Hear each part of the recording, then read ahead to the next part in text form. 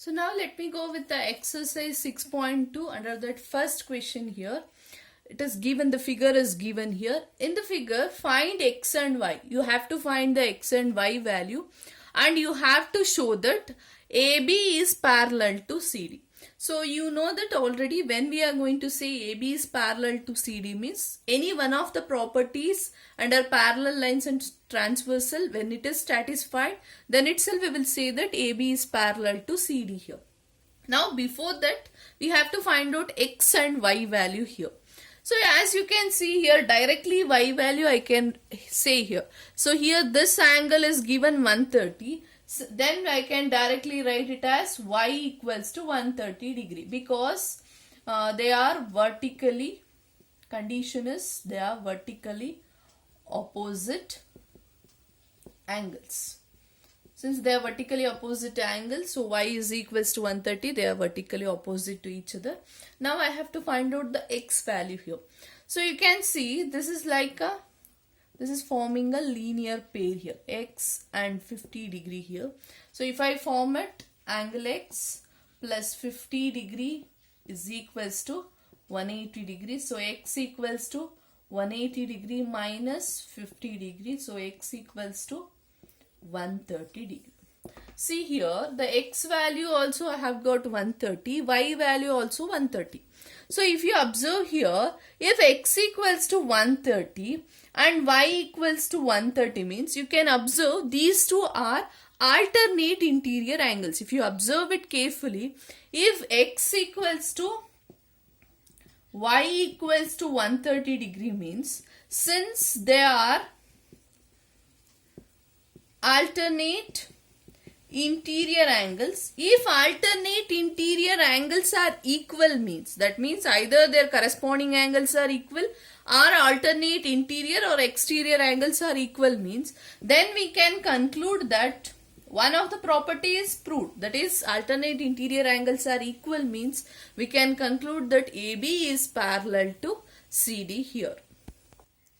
Now let me go with the second question here.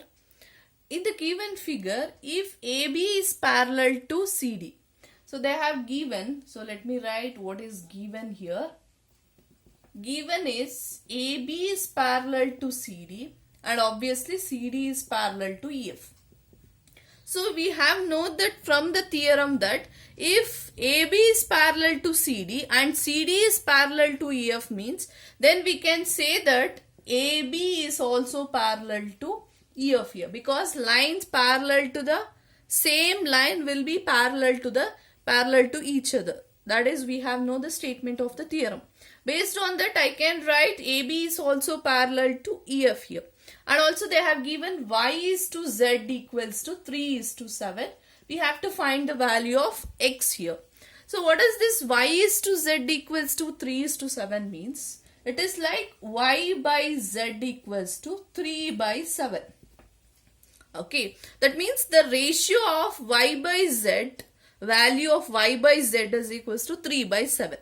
It is not like y value is 3 and z value is 7 here, because maybe it may be like 6 by 14 also, because 2 3s are 2 7s. After simplification maybe you have got like 3 by 7. Like that you can even guess it as 21 by 49.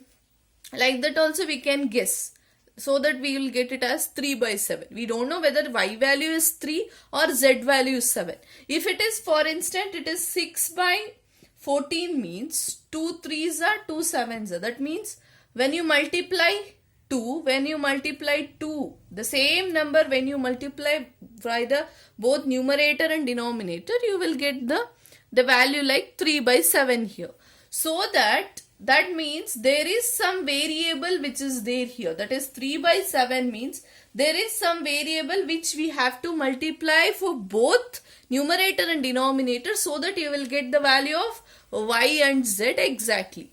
So due to that we will consider y is equals to 3m. M means it is some variable here. We have to find out that variable. And z is equals to 7m here. I hope you are getting my point. Since if I multiply 2 means 3 2s are 6. If I multiply 2 means I will get it as 14 here. So similar that manner, we don't know what is the value of m here. So whenever the ratio is given, we have to take it as some variable here to find out that variable. Now y and z we have taken as 3m and 7m here. Now based on this, let me just see here. All, AB is parallel to CD, CD parallel to EF. Obviously AB is parallel to EF here. Now based on that, you can observe this is y here. So this is its vertically opposite angle here. If this is y means this will also become y. Since we have already know that CD is parallel to EF. Let me take this condition where CD will be parallel to EF here. If CD is parallel to EF, this is the angle Y and this is the angle Z here. So you know that there is a last property called angles, that is interior angles on the same side of the transversal are supplementary. Now let me use that criteria here. On the same side these two are there, that means Y plus Z equals to 180 degree. That is interior angles on the same side of transversal is supplementary. Y plus Z equals to 180 degree. Let me use this. Y is 3m plus 7m equals to 180 degree. So 10m equals to 180 degree. So m equals to 180 by 10 means I'll get it as 18 degree. Now if I simplify here, y equals to m value is 18. 3 into 18 means 54 degree. Z equals to 7 into 18 means 126 degree. I have got the y value. I have got the z value here. Now based on this, let me check here. If for instance I have taken AB is parallel to EF here. Same manner, AB is parallel to EF. You can observe this is the Z here, this is the X here. If AB is parallel to Z means, if Z equals to 126 degree, AB is, we have already know that AB is parallel to EF. That means corresponding angles, alternate interior angles, all those criterias will come under here.